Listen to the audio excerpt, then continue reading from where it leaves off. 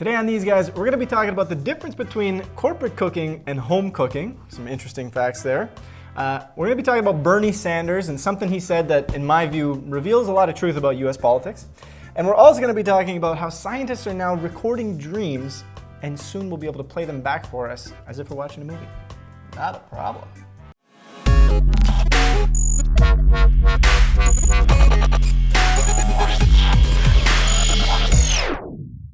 So here we are, another week, 3 more topics. I got the first one. It's one I'm actually excited to talk about because I like cooking. He loves cooking. I like cooking. I even just recently started ordering this thing called Chef's Plate. I only do it once a month. They actually send you the ingredients of new dishes that you learn how to make. It's like a box. It's my dick in a box. It's like a box. Well, that's exciting. It's real exciting. So I'm even more into cooking right now. So I'm more excited to talk about cooking. Look at that. So get me going to that timer, Joe. I want to tell people about cooking. Bingo. Okay, so what do I want to tell people about cooking? I want to talk about this RSA animate, one of those cool videos that has the nice little animations to it while the person narrates. The person who's narrating is Michael Pollan, a food activist and a professor at UC Berkeley. What this video kind of focused on is the difference between corporate cooking versus home cooking. I mean, we live in a world where we're all obsessed with dieting. So hungry. Is that all? You know, where everyone's like, oh, you got to do this, you got to do that, you got to cut out this, you got to cut out that. Everyone has a different thing. I think personally, we're all unique. We're all going to have different things we need to be doing. All right? But what this video, and why I liked it in particular, I wanted to talk about it, because it focuses on where the food is made rather than what you're actually consuming itself. And he kind of gets into a little bit of how the corporate is based off of fat, sugar, and salt, because those are all craveable, those are all snackable. And it's kind of reshaped the way that we consume things. And I really love the particular example within it that kind of hit it home for me behind what's actually being delivered in this video. He talked about the idea of French fries. The French fries are pretty good. They're delicious. Yeah, right? Love French fries. Yeah. Fries. So I love French fries. Everyone does, or most of the world does. So in the corporate world, French fries are something that's very easy to get. You go everywhere, they're a side dish to everything. They're something you can get in seconds and snack on them, crave them. They got salt, they got fats, they got sugars, all that stuff like that going on in them. So there's this thing that's consumed quite regularly. But you look at them in terms of if you were to actually make them from home. You have to go purchase the potatoes, bring the potatoes home, wash the potatoes, peel the potatoes, cut the potatoes, either bake or fry the potatoes, salt the potatoes, then consume the potatoes. Well, you gotta let them cool down as well. And these are hot potatoes. Hot potatoes. Wow. Ooh, hot. You gotta let them cool down. That's a pretty lengthy process. They aren't so convenient. And what he's arguing is that if you actually look at it that way, you probably wouldn't be eating them as often as you are when they're made convenient to you. And that could be the best guide as to what you're actually be consuming. Because in that world, you probably would only make fries maybe every couple of months or maybe once a month because you know how long it takes to actually make them. And the same thing goes with a lot of the desserts that are out there, the cakes, the snacks, and stuff like that. So I really like this video because rather than focusing on what you should and shouldn't be eating, it was saying look at the way that it's being made, and you'll see that you'll end up start eating healthier and taking care of yourself better than if you're just doing what's always convenient. Got it in. He got it in. I had more I wanted to say as always, but Well, you know what? There's a potential that I'm going to be touching on those things that Might. you know, there's a potential. I mean, I have a couple passionate points here Yes. that I'd like to hit. okay. Well, he took his beverage. Getting my mouth ready. Yeah, and you're off. All right, so every time I think about, we'll call it dieting or we'll call it like food trends, you look at the food magazines, you look at all this shit.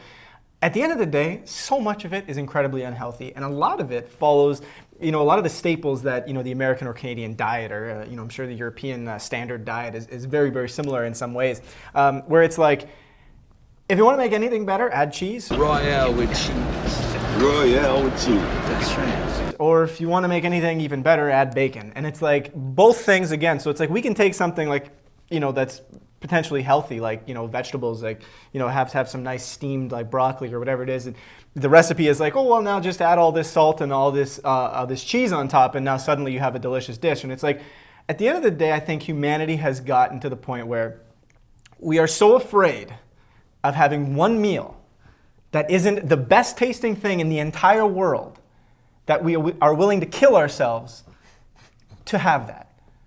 FOMO, Fear of missing out. is a serious human problem. Yeah, That's what I have to say. Yep. It makes me laugh because I was thinking about, you know, when you watch those cooking shows and the Food Network and they're making that dish, and they get all those big tubs of cheese and they just like fucking shove that whole thing. And we'll just put in the whole stick of butter. Yeah. It's like, why are we so afraid? Like, how many people at a restaurant, they're like, I don't know what to get. And it's like, I don't know. Like it has to be the perfect thing, you know. And it's like it goes on all day. That's true. It goes on all day. Especially in a world where food is such an integral part of our lives, or Right. at least for so many people. We need to reconnect food back to health and energy. Yep. And just relax on everything else for a little bit. Yep. Hello from the outside. At least I You got the next one. Oh, I'm not even ready. I just feel like I just used all my energy in the last one. Maybe I should eat some bacon or We something. need to turn the page now from food to American politics. American politics. This is an interesting topic. All right. A lot of people's ears just perked up. You ready? Ooh. You're off.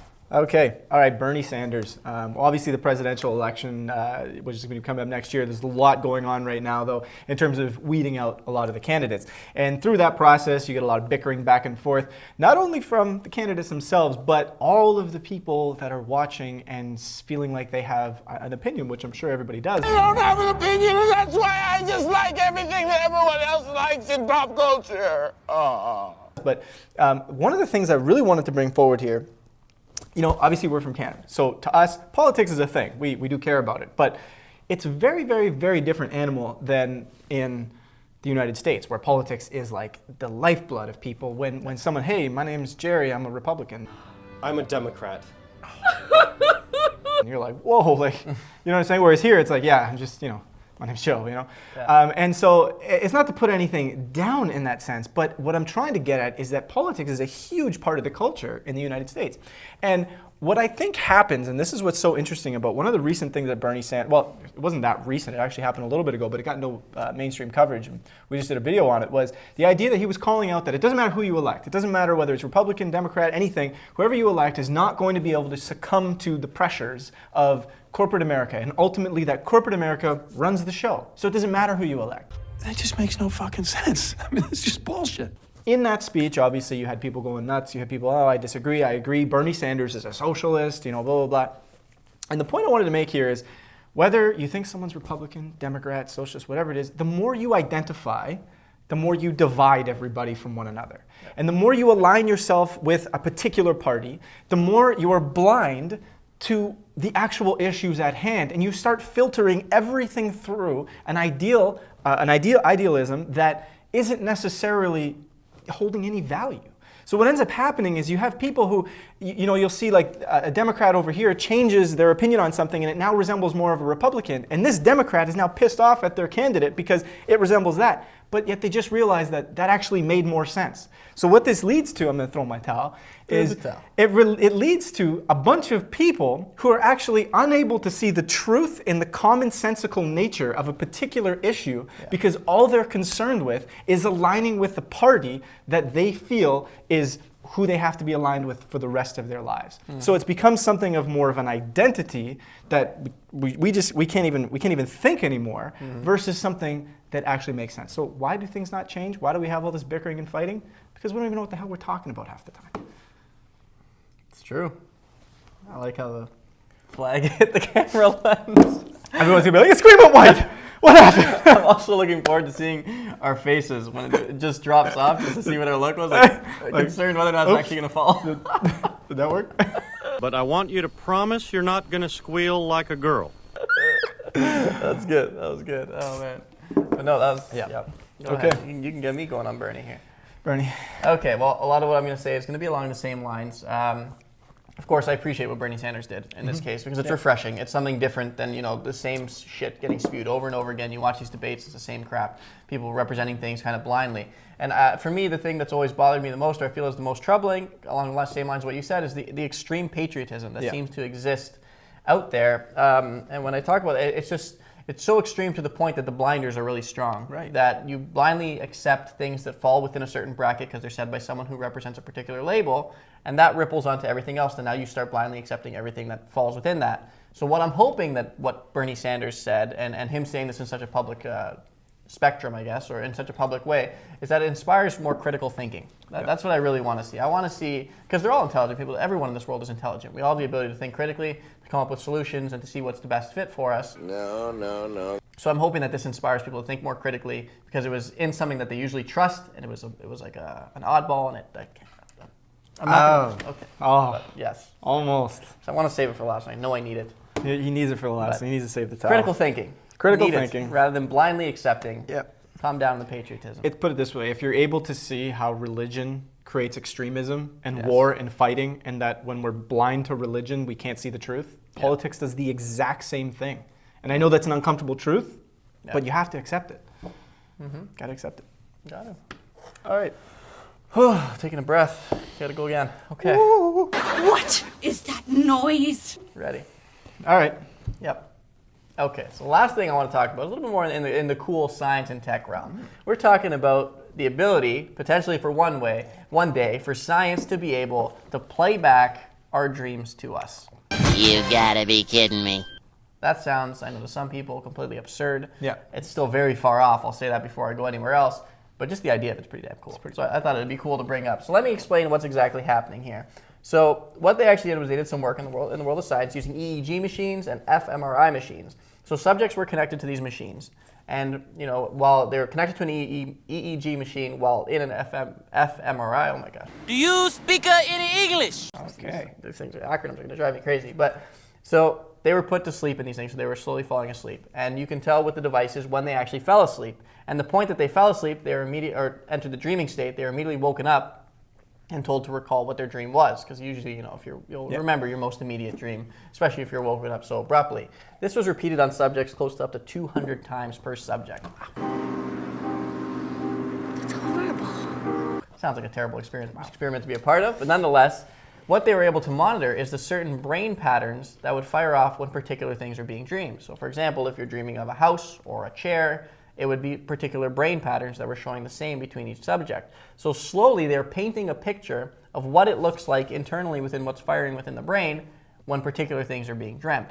Now this is a very tedious process. This is a very lengthy process to be able to paint the full picture of what our dreams will look like, but it has started. And you can imagine, I'm sure there's scientists out there going to be working on this quite diligently, that the idea that if this ever does happen, it's pretty damn cool. Yeah. Because you think about your dreams, even myself, I have so many recurring dreams, recurring locations, recurring themes, recurring people that you just wish you could remember. And you come back and you're like, wow, it'd be kind of cool. Do I think it's relevant? No, I think if you need to remember it, you will, and you'll go through it and all that stuff like that. But I think the fact that this can actually happen is pretty cool. And they actually have, and I'll share it within the link of this. I have it, so I'm throwing my towel. There it is. Here it comes. They have a little sample video. It's very rudimentary at this point, but a sample video of what it kind of looks like, where they're showing different things that happen within the dream. They piece it together with Google Images and videos and stuff like that. And it's just a starting point. It's already pretty cool. Because a lot of times when you're thinking of recalling your dreams, you don't even need to remember the whole thing. You just need that keyword. Peace. It all makes sense now. And suddenly it all sets in. Yeah. This also could be quite terrifying eventually. This also could be quite troubling for people, if you're dreaming of having affairs, who knows. But anyways, recording dreams might happen. I think it's pretty cool if it does. Bingo bango.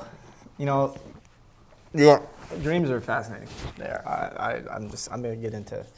I'm gonna get into my point. I won't even start because then I'll be like cheating. Okay. I'm not even gonna start before the timer. Start. Okay, here we go. Every time I hear technologies like this, which I think are really cool, and I think could potentially pose a lot of value, but that's my question, is what is the value here? Okay, so we're doing this, we're calling dreams, what is it really gonna bring? Okay, so I think that dreams ultimately are a great opportunity for us to experience something without experiencing it. Yeah. So many times you wake up from the dream and you either might feel angry or actually mad at somebody, like, that happened in my dream. At the same time, you might wake up and go, well, thank God that was just a dream. It's only a dream. It's a dream. No, it's not. But what if instead of saying that, we actually said, okay, that happened in my dream. I felt the emotions, I felt the reactions, I felt ultimately a belief system inside myself that reacted in a particular way. Can I still process that experience in the same way as if it just happened in real life? I believe you can. And I believe that you can get a lot out of looking at your dreams in this manner. You experience something very physically, very mentally, especially if you can remember them, as if you experienced it in real life, but the repercussions are slightly different. So process it in the same way, and I feel like you could learn a lot from your dreams. I feel like I could have said something else, but it's gone. I'm happy you said that, because that's the one thing I didn't get to, because I have actually down here. I'm a firm believer that going through a lot of challenging experience in a dream can be just as important as going through it to a conscious state. There it is. He said it. We didn't pre-plan that. Wasn't pre-planned. We make our notes separate. We do. That's how it keeps it fresh. Keeps it exciting. Yeah. Yeah. Yeah. But that's another week. These guys. Same two guys. Joseph Martino, Marcus Denicola, even though my real name's not Marcus, but Cream. Cream Chris Colabello. Oh, I don't have the timer here. I need the timer. I gotta go grab. Keep it running. Don't worry. Fuck. Run, Mark.